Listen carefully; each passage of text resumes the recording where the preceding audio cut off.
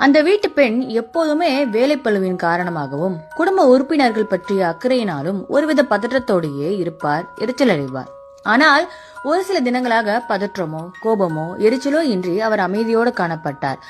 ஒரு நாள் அவரது கணவர் தன் நண்பரோடு சேர்ந்து பீர் அருந்த போகிறேன் என்று அந்த பெண்ணிடம் கூறினார். அவரும் அமைதியாக சம்மதித்தார். மகன் தனது தாயாரிடம் தயங்கியவாறு, அம்மா, நான் எல்லா பாடங்களிலும் பின்தங்கி இருக்கிறேன் என்றான். அதற்கு அந்த பெண்ணும், ஒழுங்காக படித்தால் உன்னால் முடியும், முடியவில்லை என்றால் மறுபடியும் அதே வகுப்பில் இருந்து படி என்றார் அமைதியாக. மகள் ஓடி வந்து, அம்மா, என் கார் விபத்துக்குள்ளாகிவிட்டது அம்மா என்று பதற்றத்தோடு கூறினார். அதற்கு தாய், கொண்டு போய் சரி செய்து விடு என்றார். குடும்ப உறுப்பினர்கள் அவரின் அமைதியை கண்டு குழப்பம் கொள்ள ஆரம்பித்தனர். ஏதாவது மருந்துகளை பாவித்து தன்னை அமைதிப்படுத்திக் கொள்கிறாரோ என்று கவலைப்பட தொடங்கினர். ஒரு நாள் அந்த பெண்மணியை அனைவரும் அழைத்து அமர வைத்து பின்வருமாறு கூறினர்.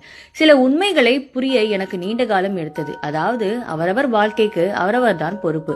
என்னுடைய கோபம், என்னுடைய பதற்றம், என்னுடைய பயம், என்னுடைய மன அழுத்தம், என்னுடைய தைரியம் எதுவுமே உங்கள் பிரச்சனைகளை தீர்க்கப் போவதில்லை. அவை என் ஆரோக்கியத்தை கெடுத்து என் பிரச்சனைகளை தான் அதிகரிக்கும். என் அன்பையும் தைரியத்தையும் மட்டுமே உங்களுக்கு என்னால் கொடுக்க முடியும். உங்களுக்கு தேவைப்பட்டால் என் அறிவுரைகளை நான் தருவேன். உங்களுக்காக நான் கடவுளிடம் பிரார்த்தனை செய்வேன். ஆனால் உங்கள் வாழ்க்கையை நான் வாழ முடியாதல்லவா? ஏனெனில் என்னை சார்ந்து நீங்கள் இந்த பிறவியை எடுக்கவில்லையே. இது உங்களுக்கு கிடைத்துள்ள வாழ்க்கை. உங்கள் பிரச்சனைகளுக்கு நீங்களே பொறுப்பு கூறல் வேண்டும். உங்கள் பிரச்சனைகளை களைத்து உங்கள் சந்தோஷத்தை நீங்களே தேடும் அளவுக்கு நீங்களும் எல்லா அறிவையும் பெற்றுள்ளீர்களே. ஆகவே நான் தான் அமைதியாகிவிட்டேன். அதற்கு எந்த மருந்தும் காரணமில்லைன்னு விளக்குறாங்க.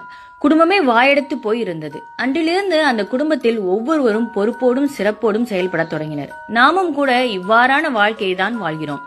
ஏழை நாட்டில் ஒரு சிலரிடம் மட்டும் பணம் குவிந்து இருப்பது போல பொறுப்புகளும் ஒருவரிடமே குவிந்து கிடக்கின்றன.